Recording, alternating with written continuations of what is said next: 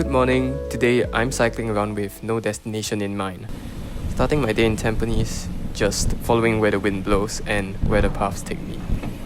It's one of my pastimes and a way I spend time with myself.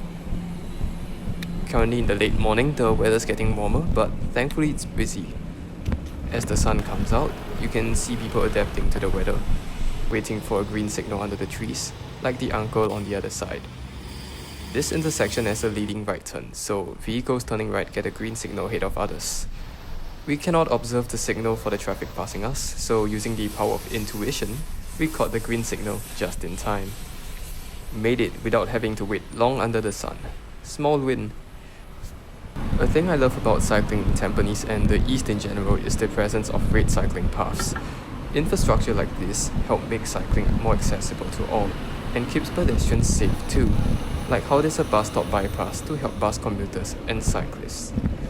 In recent years, I've also seen more families going out by bike. So awesome that these kids can stay active and healthy by simply heading outdoors. Entering Bedok Reservoir, I remember how this road used to look like when I was younger. There was a hill on the left that's now flattened and could be accessed via a small road called Jalan Lembah Bedok, which used to connect to Upper Changi Road. Bedok Reservoir Road used to be shady with a park connector and 4 lanes, but with recent developments, the hill is gone, the road is expanded to 6 lanes, and the sun shines directly on the black asphalt. Yikes. Crossing under the PIE, there's a calm cycle route that's in a car park. I found this route when I was hanging out in Bedok Town Park and wondered why many people don't use the park connector to get to Bedok North. I guess the need to dismount when crossing the overhead bridge using the park route made people prefer cycling through a car park instead. And here's another park connector that leads to the park across the PIE and to Bedok North. Here we are at 538, the block number of the hawker centre. Neighbourhoods tend to have precinct names that sound very ChatGPT generated, so locals tend to refer to them by their block numbers, such as Tampines 800 plus or 500 plus for a neighbourhood centre with that block range. For lunch, I'm getting wonton mee, a local dish with noodles, wonton and char siu that's delicious. The neighbourhood has a slow-paced vibe to it, with narrow streets and great walkability. The third places in this area are also next to each other, like a shelter for bird gatherings and a play area for children. Getting a cup of teh tarik to watch the world go by. If you guys are wondering what this video title is about, pottering is a Japanese English term I found in a YouTube video by Kotono Grace. It's derived from the English phrase to potter about, and it's more specifically used to describe cycling. Discovering that term made me pretty happy to obtain the vocabulary to describe one of my big hobbies. I love doing it after a long and tiring week and helps me to reconnect with myself, the places around me, and recharge my social battery. Usually I would go out with a book, a sketchbook, and a water bottle. And for rest stops, a coffee shop that serves teh tarik is all that's needed. Pottering is really fun because I get to enjoy the outdoors and feel the wind in my hair. I think it's a unique hobby as I haven't met many people who do the same too. Many I know would prefer the comfort of strolling in the shopping mall and purchasing goods, but I guess I'm just different, deviant in a sort of way. This is Chee Estate, home to several food stores that are hotspots during the durian season. A few guys would set up the seating area for alfresco durian dining, and it's lovely to chill. I hope that person's able to catch the bus. Past Chai Chee Industrial Park, it's a climb up Kembangan Hill, and at the top is Upper Changi Road's 6th milestone, where New Upper Changi Road meets Upper Changi Road. For history nerds, it was once a connector all the way to Changi Village, but got split by the development of Bedok New Town.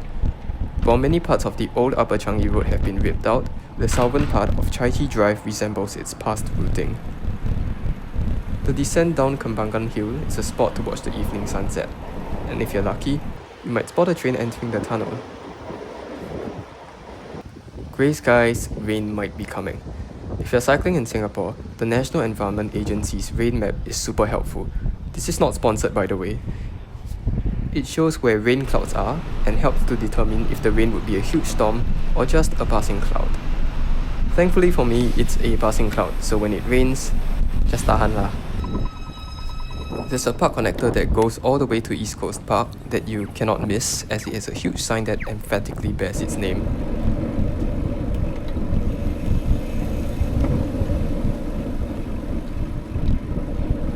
Past a few small lanes and I'm stopping by Bedok Kurau Park to get a water refill.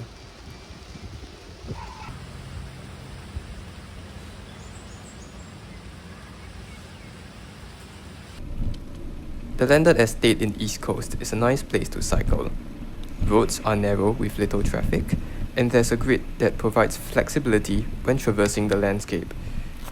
However, the fine mesh grid gets cut off by the 6-lane steel road, so I'll be moving to Lorong J, which connects to Koon Seng Road.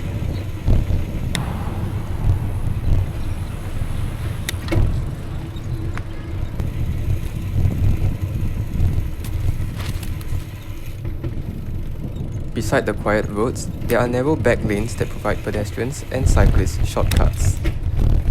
It's a peaceful ride with little traffic and quicker than I expected. Here we are at East Coast Road, an upscale area in Singapore. There are many cafes that line this street, but they are a little pricey.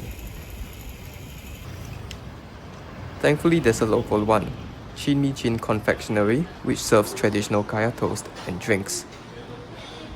The staff here are really nice, allowing me to park my bike next to the table. Kinda reminds me of how luxurious some stations in Melbourne have bicycle parking on the platform. Waiting out the drizzle, I got a hot cup of Milo and lepak with a book titled Slow Productivity by Cal Newport. Wasn't expecting it in a self-help book, but slow cities were mentioned. I love it.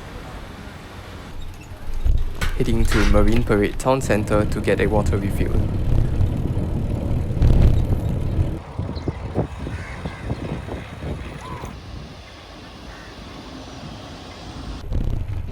Like Bedok North, it has a laid-back vibe and it's a place where many elders love to go. At this point, I'm realizing that I'm not even 30 yet, but I'm hanging out like I'm 60. Maybe I'm a young old person? Is there a term to describe this? I don't know. Marine Parade isn't the most bike-friendly area, with the 6-lane Marine Parade Road slicing apart the traditional shophouse developments and the modernist HDB estate.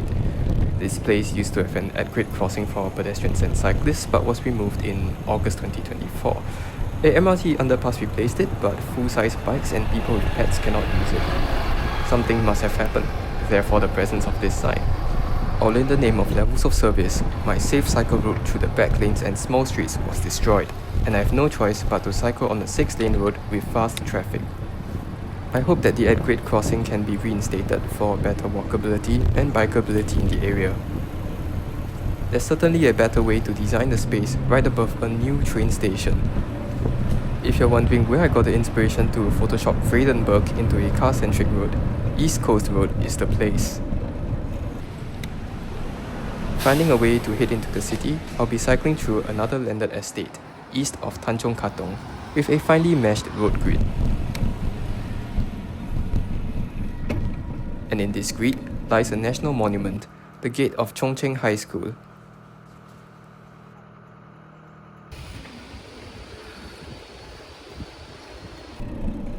The rain is coming back, though a little stronger. Let's find a place to wait it out.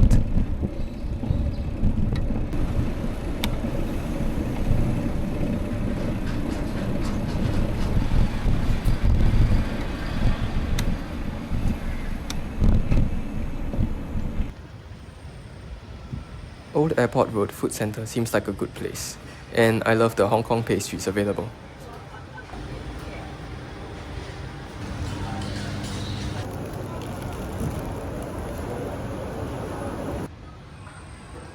With the passing cloud out of the way, it's time to be on the move again.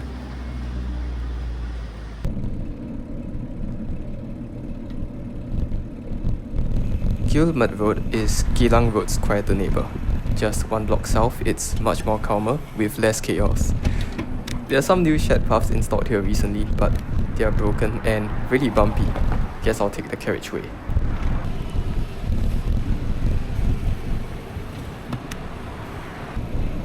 Okay, you know what? I'm low-key regretting this. I didn't expect this 2-lane road to expand to 7 lanes in this direction, including traffic heading the other way. It's a massive 10-lane junction. Gotta make a right turn over here. Wish me good luck, guys.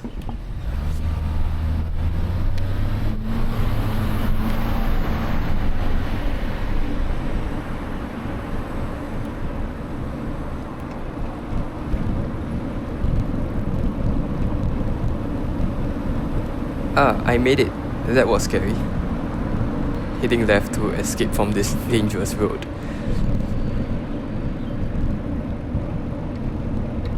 Little did I expect, this road leads to a historical monument, sandwiched between Geylang and Kallang Airport Way. This was once the gateway to Kallang Airport. With the old gate and lamppost still around, I wonder what air travel was like back in those days.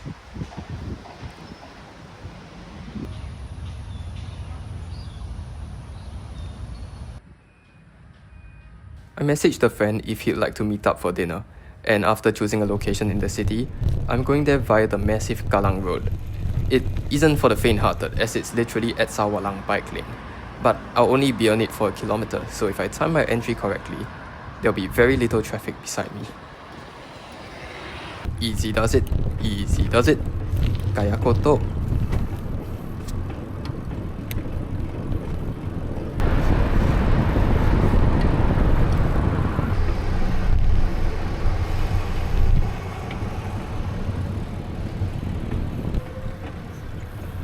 Finally, I arrive at King George Estate, a dense neighborhood with charming shophouses and small intersections.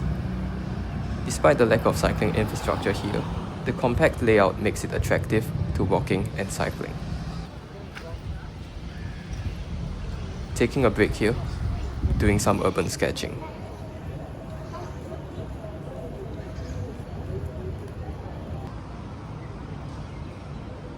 The milk crate is also a stand for my watercolor palette.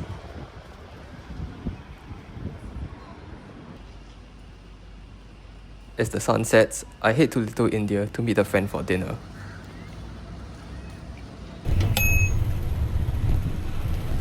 Slicing through the fine mesh grid is Jalan Besar, literally big road.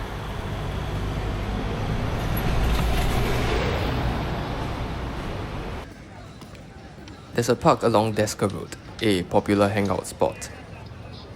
I find it interesting that people prefer sitting at places where there's something covering their backs, for example a tree or a wall.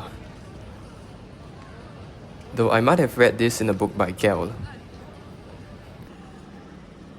Navigating the dense street grid is enjoyable with charming old shophouses and street life.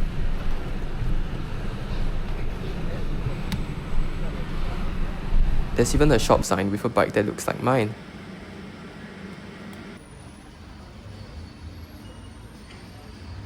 Here we have a guy who wants to overtake.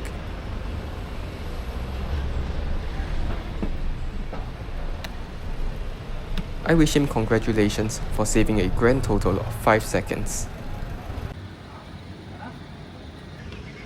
Arriving at the restaurant, we got servings of chapati. The vegetable curry is delicious and the chapati was hot and toasty. I love it. And for dessert, we are heading to a Tao Hui store that sells Tang Yuan to celebrate the winter solstice.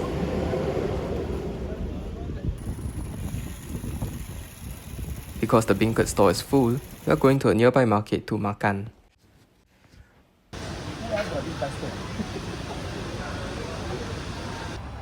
Both of us know this junction well, so we are adjusting our speed to get a green light. And we did it!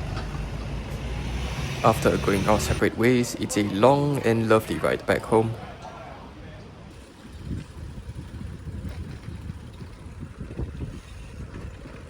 It was a relaxing day to be outside and exploring new places. Most importantly though, recharging myself. As usual, I ate a lot, but that's just fuel for cycling. For slow-paced days, pottering is a nice way to spend time and reconnect with myself and the places around me. Go give it a try if you haven't. Thanks for joining me on this pottering journey. If you've enjoyed this video, consider subscribing to my channel. Thanks for watching and have a good morning.